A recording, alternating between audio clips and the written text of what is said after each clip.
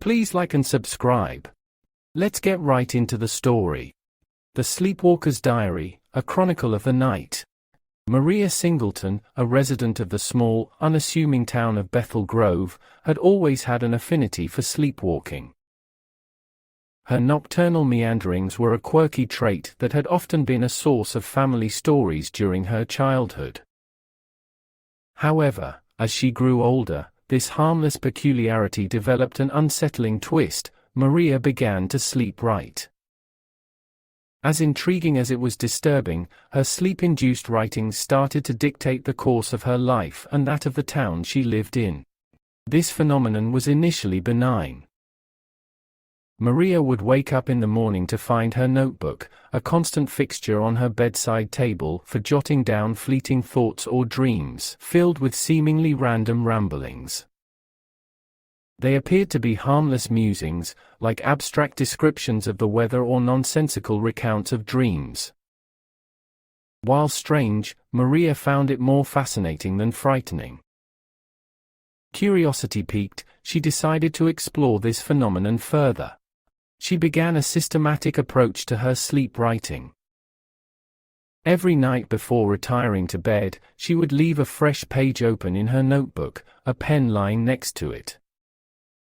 Mornings started with a moment of strange anticipation as she turned to see what her subconscious had scrawled in the quiet hours of the night.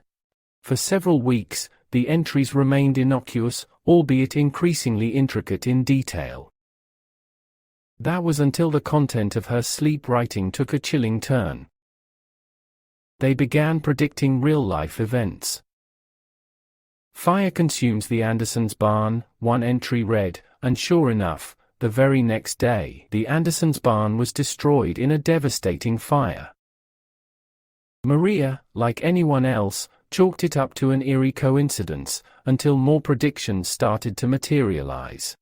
When a subsequent entry foretold the town mayor's untimely demise in a horrific car crash, only for the prediction to play out the following day in grim reality, Maria couldn't ignore the horrifying implications.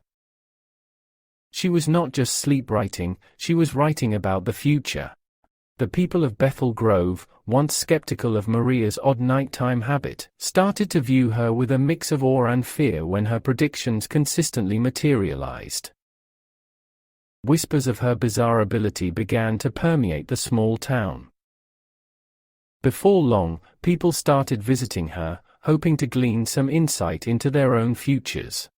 Maria, a simple woman catapulted into the extraordinary, was torn between wanting to help her fellow townsfolk and the creeping dread that her inexplicable talent brought. It was a deeply unsettling burden to carry, the knowledge of things yet to come, of fate's design scrawled out on her notebook's pages. Then, one night, she wrote a single sentence that sent shivers down her spine. "A disaster will befall the town." The following morning, reading the ominous prediction, Maria felt her blood run cold. Desperate to protect her town, she shared her prophecy. The once peaceful town erupted into a frenzy of fear. People barricaded their homes, filled their pantries, and prayed for divine intervention. Yet, the authorities, despite their best efforts, were at a loss, unable to prepare for an unidentified disaster. As the days stretched into weeks without any significant incident, doubt began to seep into the minds of the townsfolk. The disaster Maria had predicted failed to occur, and slowly, people's fear turned to resentment. The prophecy, once a stark warning, was now seen as a cruel hoax. Maria found herself ostracized, her warnings discredited, her prophecies dubbed manipulative ploys. Driven to the fringes of society and desperate for answers, Maria sought the help of a renowned sleep specialist, Dr. Lucien Harper. The objective was to control her sleepwalking and, hopefully, gain some insight into her mysterious sleep writing. After numerous trial-and-error sessions, Maria finally managed to achieve a semi-conscious state during one of her sleepwalking episodes, guided by the doctor's instructions. In this state, Maria encountered an entity, a figure shrouded in darkness, who revealed itself to be a restless spirit. The spirit claimed to have been guiding her hand during her nocturnal escapades, using her as a medium to communicate warnings. The revelations were as terrifying as they were unbelievable. Yet, Maria, bolstered by a sense of desperation, demanded that the spirit stop using her. Reluctantly, the spirit acquiesced, but left her with a final, unnerving warning about the impending disaster. With the departure of the spirit, Maria found herself alone, bearing the weight of an unseen disaster. However, her grim vigil wasn't entirely in vain.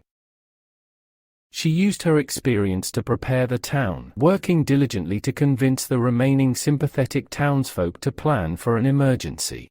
When the predicted disaster finally struck in the form of a severe flood several months later, Bethel Grove was better prepared than it would have been, thanks to Maria's relentless efforts. The disaster claimed fewer lives than it would have, had Maria not braved the ridicule and isolation to prepare her town. In the aftermath, Maria was no longer a sleepwalking prophet, but she had found a new purpose. Even without the guidance of the spectral hand, Maria dedicated her life to protecting her town and its people, using her experience to prepare for future disasters. In the end, Maria's story became a tale of resilience, courage, and the enduring human spirit that prevails even in the face of the unknown.